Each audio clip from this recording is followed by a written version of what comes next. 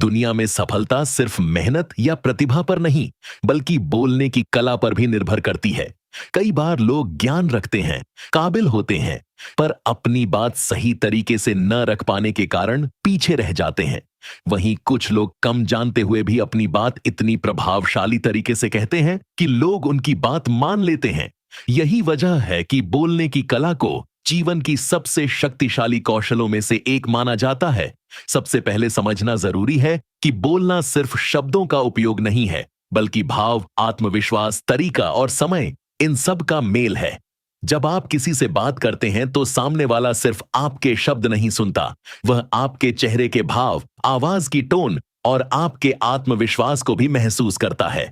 इसलिए बोलने की कला तभी विकसित होती है जब आप पूरी तरह से अपने व्यक्तित्व को निखारते हैं। बोलने की कला सीखने का पहला कदम है ध्यान से सुनना। जब आप किसी की बात ध्यान से सुनने लगते हैं तो आपके उत्तर अपने आप प्रभावशाली बन जाते हैं। अच्छे वक्ता पहले अच्छे श्रोता होते हैं। आप जितना सुनते हैं उतना सीखते हैं, और जितना सीखते हैं उतना बेहतर बोल पाते हैं। दूसरा महत्वपूर्ण पहलू है स्पष्टता। कई लोग बहुत ज्ञान रखते हैं पर बताते समय उलझ जाते हैं, लंबा बोलते हैं या मुख्य बात पर नहीं आते।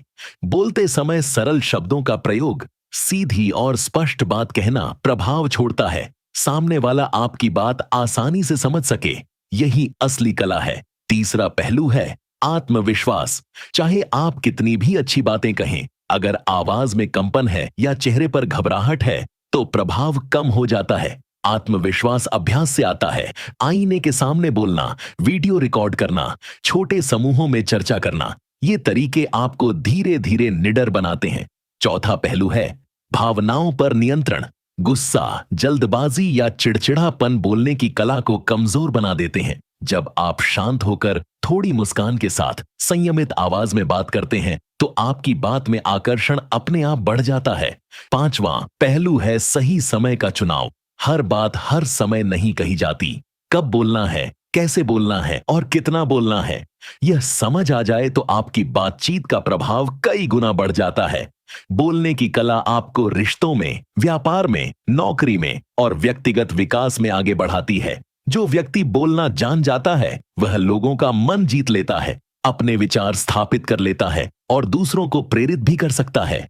अंत में याद रखिए, बोलने की कला कोई जन्मजात गुण नहीं, बल्कि सीखी जाने वाली क्षमता है। अभ्यास, धैर्य और सही दिशा से कोई भी इस कला में निपुण हो सकता है। यदि आप बोलने की कला सीख गए तो सचमुच जो चाहोगे वो पालोगे।